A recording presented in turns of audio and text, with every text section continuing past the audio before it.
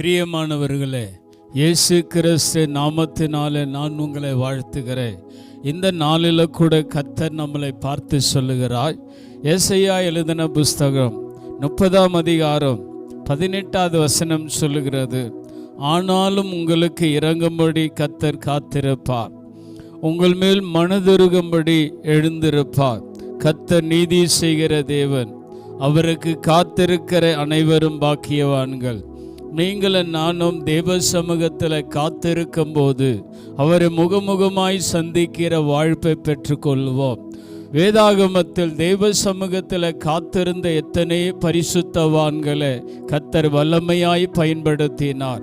உங்கள் வாழ்க்கையில் தேவனுடைய கரம் வெளிப்பட, அவருடைய வல்லமை வெளிப்பட, அவர் உங்களை கொண்டு அற்புதங்கள் செய்ய உங்கள் இருதயத்தை நீங்கள் பக்குவப்படுத்தி கொள்ள வேண்டும். தேவன் சொல்லுகிறார், ஆனாலும் உங்களுக்கு இறங்கும்படி கர்த்தர் உங்களுக்காய் காத்திருப்பார். யார் அவர்? தேவாதி தேவன், கத்தாதி கர்த்தர், ராஜாதி ராஜா சொல்லுகிறார், உனக்கு இறங்கும்படி, உனக்கு உதவி செய்யும்படி நான் காத்திருப்பேன், பயப்படாதே.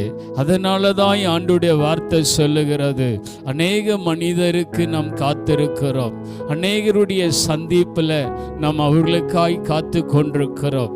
அந்த சந்திப்பு வேணால் அவர்களுக்கு ஒருவேளை நன்மையாக ஏற்படலாம், தீமையாக ஏற்படலாம். வேதாகமத்தில் ஆதியாக முதல் வெளிப்படுத்தல வரைக்கும் அவருக்காய் காத்திருந்த வாலிப தம்பி, அவருக்காய் காத்திருந்த வாலிப தங்கச்சி, அவருக்காய் காத்திருந்த பரிசுத்தவான்கள் தேவ சமூகத்தில் காத்திருக்கிற போதுதான் ஒரு புதிய பலன் உங்களுக்கு இறங்கி வரும்.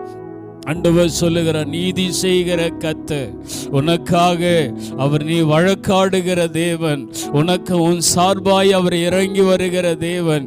என் ஊழிய பாதையில், என் வாழ்க்கையில் நான் கடந்து வந்த பாதை ஒன்றே ஒன்று, அவருடைய சமூகத்தில் காத்திருக்கிற உன் வாழ்வானது, உன் ஊழியம் பிரகாசிக்கும், உன் எதிர்காலம் ஆசீர்வாதமாய் மாறும்.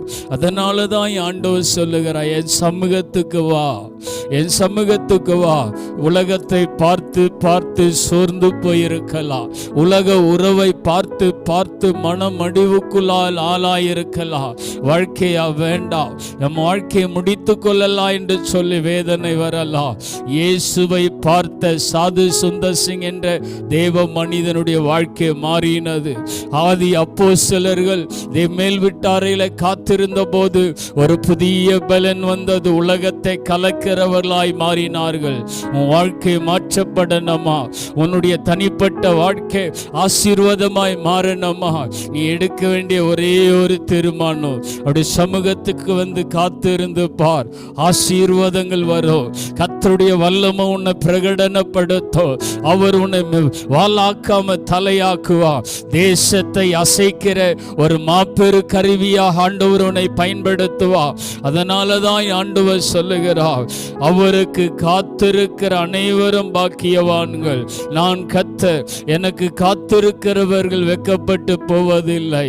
தேவ பிள்ளையே, நீ காத்திருந்து பழகிப்பார். ஆபிரகாம் காத்திருந்தார், கிட்டத்தட்ட 25 ஆண்டு காலமாய் தேவ சமூகத்தில் காத்திருந்தார்.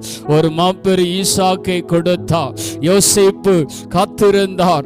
சிறைச்சாலைகள் வரலாம், ஆண்டவருக்காய் காத்திருக்கும் போது சோர்வுகள் வரும், ஆனால் அவைகளிலிருந்து உங்களை கர்த்தர் மேன்மைப்படுத்துவார். இந்த உலகத்தில் தேவன் மனிதர்கள், தேவ மனிதர்களை அவர் மேன்மைப்படுத்தும் போது தேசம் அவர்களால் நிரப்பப்பட்டது. என கண்பான கர்த்தருடைய தேவனுடைய பிள்ளையே, நீ ஆண்டுடைய சமூகத்துக்கு வந்துப்பா. நீ அறியாத மேன்மைகள் உண்டு, பரலோகத்தின் ரகசியங்கள் அறிந்து கொள்வாய். இயேசு எப்படிப்பட்டவோ, உன்னை குறித்து அவருடைய திட்டம் என்ன, உன்னை குறித்து அவருடைய நோக்கம் என்ன, உன்னை குறித்து கர்த்தர் செய்ய போகிற ரகசிய சந்திப்பு என்ன என்பதை அவர் உனக்கு வெளிப்படுத்துவார். ஏனென்று சொன்னால் அவர் அப்படிப்பட்ட தேவன், அவர் நம்முடைய தகப்பன். ஏசாயா 49:14-15 வீட்டுக்கு போய் வாசித்து பாருங்கள். தாயே போல தேற்றக்கூடியவோ, ஏமே எரேமியா 1:5 சொல்லுகிறது, ஏமே தாயின் கர்ப்பத்தில் உருவாகும் உன்னை உன்னை பேர் சொல்லி அழைத்தார்.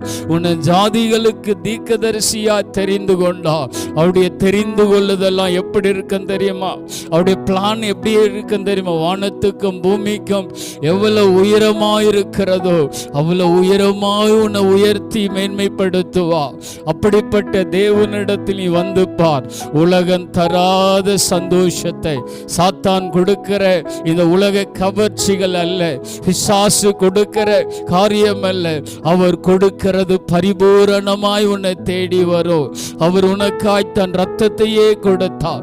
உனக்காய் இந்த பூமியில 33 ஆண்டுகளமாய் ஏமே காத்திருந்து இயேசு என்ற நாமத்தை அந்த நாமத்தை உனக்கு கொடுத்திருக்கிறார். நீ சாதாரணமானவன் அல்ல வாலிப தம்பி, வாலிப தங்கச்சி, நீ சாதாரணமானவன் அல்ல.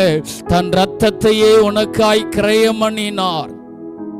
ஆகையால் சொல்லுகிறேன், காத்திருந்து பார், மகுடங்கள் சூட்டப்படுவாய், தேசத்தில் நீ மகிமைப்படுத்தப்படுவாய்.